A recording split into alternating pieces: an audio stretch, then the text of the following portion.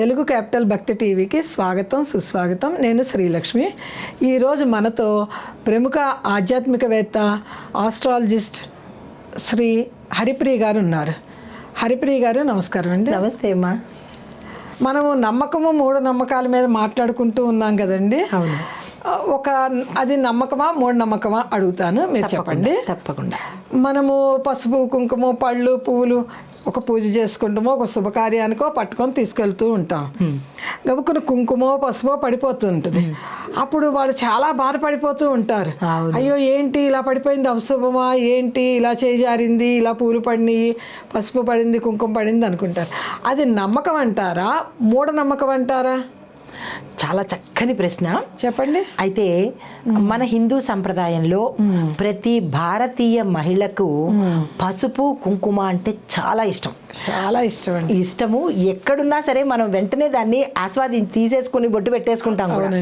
అంత ఇష్టము, అంత నమ్మకము, అంత అంటే మన పెద్దల నుంచి వచ్చింది సౌభాగ్యానికి చిహ్నము కాబట్టి అమ్మవారి రూపము, అమ్మవారి భావన కూడా చేస్తాం. ఎందుకంటే అనుకుంటాం కదా అమ్మవారు అందులో ఉంటుంది. మహాలక్ష్మి తల్లి, పార్వతీదేవి పసుపు కుంకుమల్లో ఉంటారు అని గౌరీదేవి, పసుపు ముద్దనే గౌరీగా భావిస్తాం, గణపతిగా కూడా భావిస్తాము.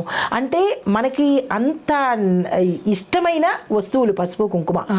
అయితే ఇవి పడిపోయినప్పుడు భూమి మీదనే కదా పడుతోంది. అవునండి, భూమి మీదే కదా పడుతోంది.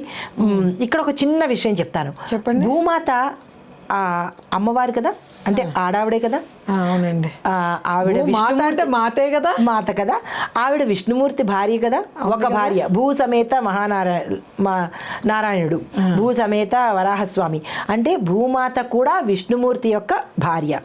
అయితే మరి మనం ఎవ్వరమైనా చిన్నగా ఆలోచించండి, ఇంటికి వచ్చిన వాళ్ళకి బొట్టు పెడతాం.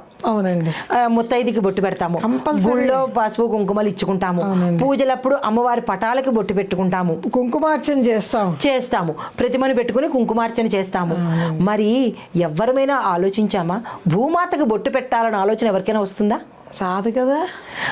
అంటే శంకుస్థాపనలు అవి చేసినప్పుడు కాదు, భూమికి పూజ చేస్తాం, భూమి పూజ చేస్తాం, అంతగా చెయ్యం కదా. మనం ప్రతిరోజు భూమాతకు బొట్టు పెడతామా? పెట్టం కదా. మరి ఆ తల్లి కూడా ఆశిస్తుంది కదా నాకు కూడా బొట్టు పెట్టాలి అని. మరి ఆ తల్లికి ఎప్పుడు పెట్టుకునేను? అందుకని తల్లి శుభకార్యం కదా, అది నాకు పెట్టండి తల్లి కోరిక అన్నమాట. మీరు ఎక్కడో దగ్గర చూడండి, ప్రతిరోజు ఆ తల్లికి కుంకుమ బొట్టు అవుతుంది. అవునండి, ప్రతిరోజు ఆ తల్లి పెట్టించుకుంటుంది అనమాట. అంటే మనకి అప్రయత్నంగా అనుకుంటాము, అరే కుంకుమ ఒలిగిపోయింది అమ్మో అని చెప్పి మన సూత్రాలు దండం పెట్టుకుంటాం, భయపడతాం. ఏంటి ఏమైపోయింది ఏంటి అనుకుంటున్నాం. అసలు భయపడక్కర్లేదు, అది మంగళకరము. ఆ తల్లి బొట్టు పెట్టుకున్నది అన్నమాట. ఆ భూమి మీద పడంగానే ఆ తల్లి బొట్టు పెట్టుకున్నట్టు. కొంతమంది చేతిలోంచి పడిపోయిన బొట్టుకి ఆ తల్లి పెట్టుకుంది. మరి ఈ చేతిలో ఉన్న కుంకుమ భరిణి కూడా కింద పడిపోతుంది ఒక్కొక్కసారి. అవునండి, అవునా? మరి ఆ కుంకుమని ఆ భరిణిని మనం ఏం చేయాలి అంటే కనుక భూమి మీద పడిన దాన్ని ఉంచేసి ఆ భూమాత స్తోత్రాన్ని మనం చెప్పుకొని, అమ్మ నువ్వు నా చేతిలోంచి బొట్టు పెట్టుకునే భాగ్యాన్ని నాకు కలిగించావు భావన చేసేసి ఈ కుంకుమని ఈ పసుపుని తీసుకెళ్ళి తులసి మొక్కలో వేసేస్తాము.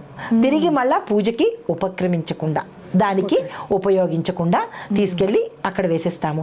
అంటే ఇది నమ్మకము కాదు, మూఢనమ్మకము కాదు, ఇది శుభప్రదమైనది.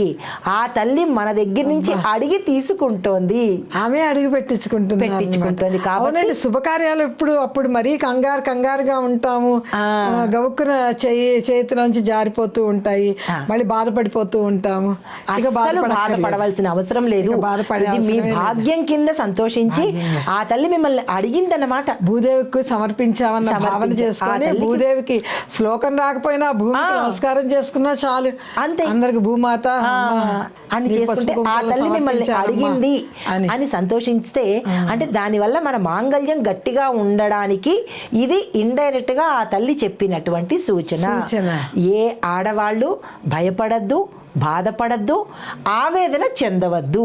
ఇది ఆ తల్లి మీకు ఇచ్చిన అరుదైన అవకాశం కింద తీసుకోండి. చాలా చక్కగా వివరించారండి.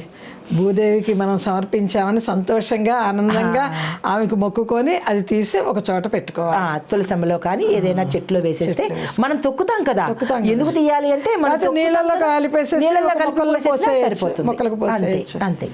చాలా చక్కగా వివరించారు. నమస్తే.